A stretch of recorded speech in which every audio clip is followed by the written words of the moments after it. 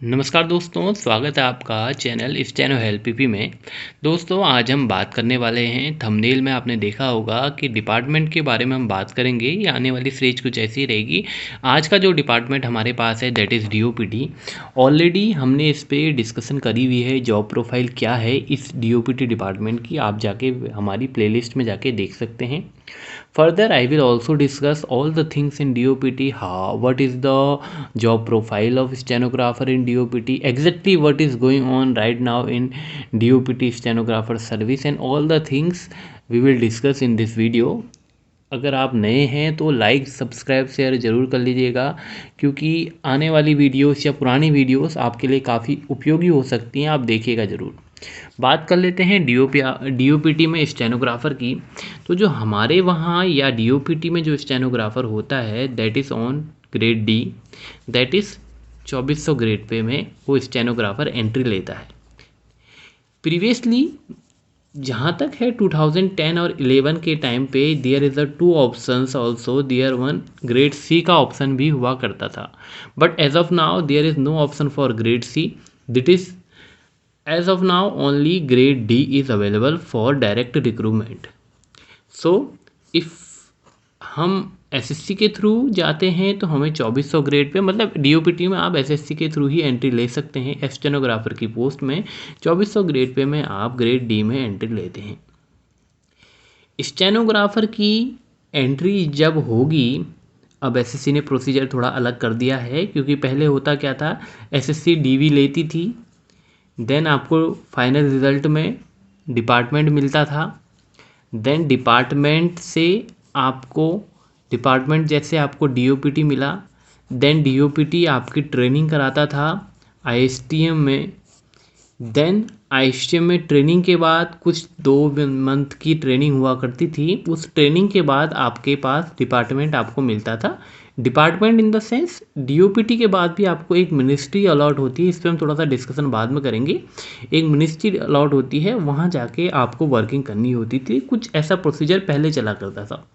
अब का जो नया पैटर्न है उसको बताने से पहले मैं एक चीज़ बताने की कोशिश करूँगा।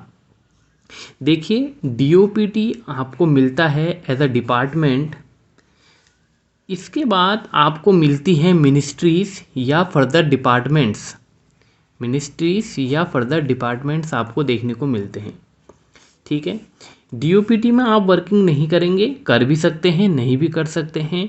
डीओपीटी के अंडर बहुत सारी मिनिस्ट्रियां हैं जिनको डीओपीटी अपना कैडर सर्विस प्रोवाइड कराता है। There are lot of ministries, lot of department, lot of other agencies जहां डीओपीटी अपनी कैडर सर्विस प्रोवाइड करवाता है। उन कैडर सर्विसेज में आपको ट्रांसफ़र, आपकी पोस्टिंग होती है ministry of commerce, ministry of AYUSH, ministry of forest and environment, ministry of DES. Means all over the ministries which are situated in Delhi, which are mostly सब दिल्ली में ही हैं। तो सभी मिनिस्ट्रीज में कैडर रहता है डीओपीटी की पोस्टिंग का, और उन सब में आपको भेजा जाता है। डीओपीटी सिलेक्ट होने के बाद आपको वो फर्दर मिनिस्ट्रीज़ मिला करती हैं।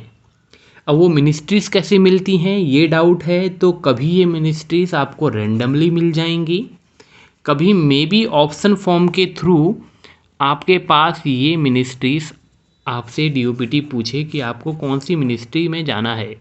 So called in DOPT terms of there is 2 type of ministries, group A ministries and group B ministries. so group A में कौन कौन आती है, group B में कौन सी आती है, आप इसको वेबसाइट से चेकआउट कर सकते हैं। I will also try to share in this our WhatsApp group. so group A में और ग्रुप बी में मिनिस्ट्रीज में आपको ट्रांसफ़र, आपको पोस्टिंग दी जाती है। जब अपकमिंग ट्रांसफ़र होंगे तो ये वाइस वर्सा चलेंगी। जो ग्रुप ए में है वो ग्रुप बी की मिनिस्ट्रीज में जाएगा, जो ग्रुप बी में है वो ग्रुप ए की मिनिस्ट्रीज में जाएगा। ये रही बात पोस्टिंग की।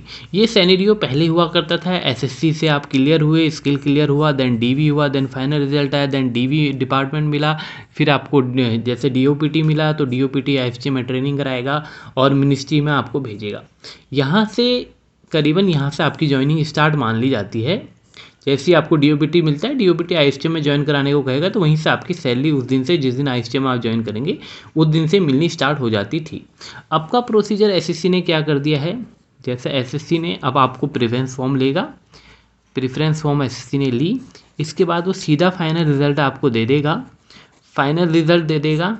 देन ये जो डिपार्टमेंट्स आपको अलॉट होंगे, मे बी जैसे आपको डीओपीटी अलॉट हुआ, तो डीओपीटी पहले क्या हुआ करता था, आईएसटीएम के पास जाया करते थे, आईएसटीएम में ट्रेनिंग होती थी, बट ये ट्रेनिंग अभी स्टार्टिंग में ना होकर डीओपीटी आपको डिपार्टमेंट दे देगा, कोई भी डिपार्टमेंट या मिनिस्ट्री आपको मिल जाएगी, ठीक है।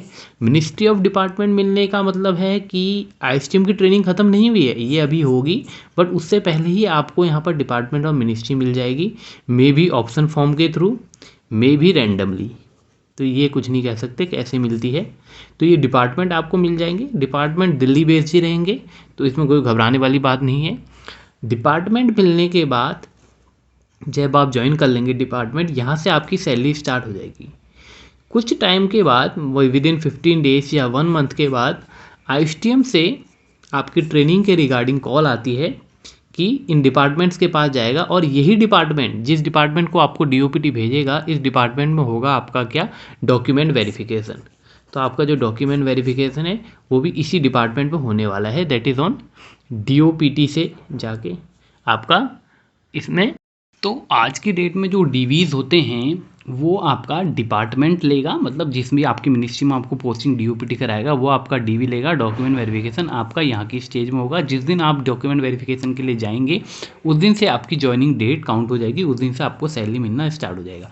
देन फर्दर आपकी आईएसटीएम में ट्रेनिंग होंगी, ऑल द फंक्शन जो भी क्रिएट होते हैं वो आपके होने स्टार्ट हो जाएंगे। ये तो रहा पोस्टिंग के रिगार्डिंग, मैंने आपको क्लियरली बताने की कोशिश करी है डीओपीटी डिपार्टमेंट के अंदर क्या क्या चीज़ें होती हैं, कैसे ये प्रोसीजर हो सकता है। अब बात करते हैं पोस्टिंग की। देखिए, मान लीजिए आपको कोई मिनिस्ट्री अलॉट हो जाती है, may be ministry of Ayush आपको अलॉट होगी, सो वहाँ के फंक्शन के अकॉर्डिंग हो सकता है एज ए स्टेनो आपको मिनिस्टर ऑफिस में भी आपकी पोस्टिंग करा दी जाए। वैसे तो जो रूल है, स्टेनोग्राफर यूएस लेवल तक के ऑफिसर के लिए स्टेनो की बात होती है, बट इतना स्टाफ नहीं होता कहीं कहीं, या तो ऐसा स्टाफ कैपेबल स्टाफ नहीं है या कुछ भी कह सकते हैं, बट जो प्रॉपरली देखा जाता है वो स्टेनो की पोस्टिंग मिनिस्टर से लेके आपका सेक्रेटरी ऑफिस, आपका JS AS office, SS office, AS office, JS office, then further DS office, director office, US के ऑफिस, इवन सेक्शंस में भी आपकी स्टेनोग्राफर की पोस्टिंग्स होती है, like Hindi section and other sections, तो वहाँ भी स्टेनोग्राफर की पोस्टिंग आपको देखने को मिल सकती है। तो इन पूरे लेवल पे रहता है। वर्कलोड की अगर मैं बात करता हूँ तो there are different type of workload for different sections, तो वी कांट डिफाइन कि वर्कलोड ओवरऑल क्या रह सकता है। अगर आप मिनिस्टर ऑफिस में हैं, hopefully there will lot of privilege for you, and other problem is there will be may be little से लेट सीटिंग हो सकती है, पार्लियामेंट्स के टाइम में आपको बहुत ज़्यादा देर तक रहना पड़ सकता है, वर्क प्रेशर आपके पास रहेगा, डिफरेंट टाइप ऑफ कल्चर रहेगा काम करने का, कि मिनिस्टर ऑफिस में अब बहुत अलग तरीके के काम रहते हैं, एक जैसा डिपार्टमेंट में काम रहेगा, और आप अगर किसी जेएस के अंडर काम करेंगे और मिनिस्टर लेवल ऑफिसर के वहाँ काम करेंगे तो आपको डिफरेंस देखने को मिलेगा। आप किसी आईएएस ऑफिसर लाइक सेक्रेटरी या कोई भी सर्विस कैडर सर्विस के सीनियर ऑफिसर के ऑफिस में काम करेंगे, वहाँ को आपका वर्क प्रोसीजर अलग देखने को मिलेगा, लेट सीटिंग मिलेगी। तो जितना ज़्यादा आप ऑफिसर्स के, बड़े ऑफिसर्स के साथ रहेंगे, आपकी सीटिंग्स में भी लेट हो सकती है, डिपेंड ऑन द स्टाफ। आपको पीपीएस, आपके पीएस, आपके पीए एंड देन स्टेनो, ये सब चीज़ें आप कैसे कोऑर्डिनेशन करते हैं, इन सब पे डिपेंड करेगा कि वर्कलोड कितना है, ओवरऑल क्या सारी चीज़ें रहने वाली हैं, ये सब चीज़ें उन पे डिपेंड करेगा। लोअर स्टाफ के साथ मे बी आप अंडर सेक्रेटरी के साथ पोस्टेड हैं तो आपको मे बी टाइम मिल जाएगा, और सारी चीज़ों का सेक्शंस में है तो लिमिटेड टाइम रहेगा, इतने से इतने 9 से 5 तक टाइम ही है, जो उतने तक अकॉर्डिंग सारी चीज़ गेम चलने वाले हैं। बट अगर आप सीनियर ऑफिसर के साथ हैं तो आपको वहाँ पर कोऑर्डिनेशन के साथ बिल्कुल सारा काम को फॉलोअप करना पड़ेगा, डिपेंड्स अपॉन कि आप किस सेक्शन का कैसा काम कर रहे हैं। तो इंडिविजुअली हम कह नहीं सकते कि इस सेक्शन में ऐसा काम रहेगा, इसमें ऐसा काम नहीं रहेगा।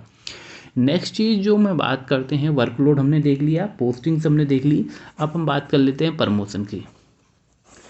प्रमोशन की बात करें, 2400 ग्रेड पे में आपको स्टार्ट होता है, 2400 ग्रेड पे से आपको एक बीच में मिलता है 4200 NFSG के नाम से इसे जाना जाता है।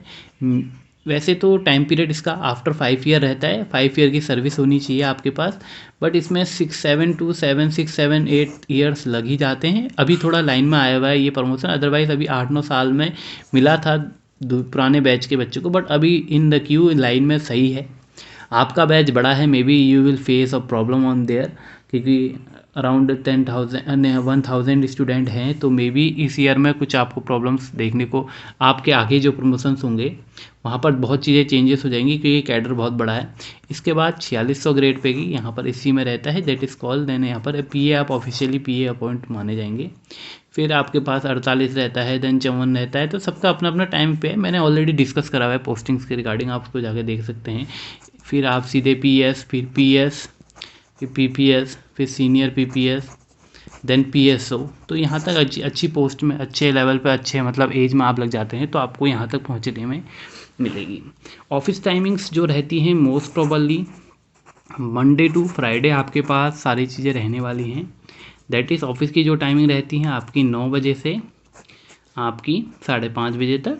इन सम ministries that is 9:30 to 6।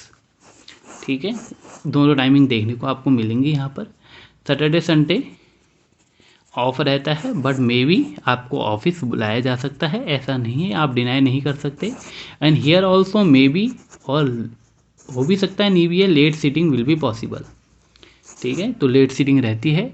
Don't think कि अबाउट लेट सीटिंग है तो आपको कोई कंपनसेट मिलेगा या कुछ मिलेगा, ऐसा कुछ नहीं है, नहीं मिलेगा। बट हाँ, अगर सैटरडे संडे आप आते हैं या हॉलीडेज़ में आप आते हैं, तो अगर प्रोसीजर अच्छा है, डिपार्टमेंट अच्छा है, तो आपको वहाँ पर एक एक्स्ट्रा लीव आपको वहाँ पर मिल सकती है। ठीक है, जिसको एक्स्ट्रा लीव के नाम से जाना जाता है, स्पेशल लीव आपको वहाँ पर आप उसकी डिमांड कर सकते हैं कि मेरे को स्पेशल लीव एक नेक्स्ट डे में आपकी जुड़ जाएगी, आप उसको ले सकते हैं, CL की तरह कभी भी अवेल कर सकते हैं।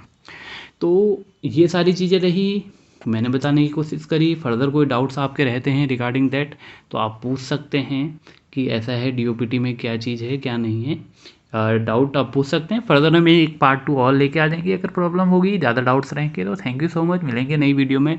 देखिए, कोशिश करी जा रही है, तो आपको भी, आपका कर्तव्य है कि आप सब्सक्राइब जरूर करें इस चैनल LPP चैनल को, लाइक ज़रूर करें।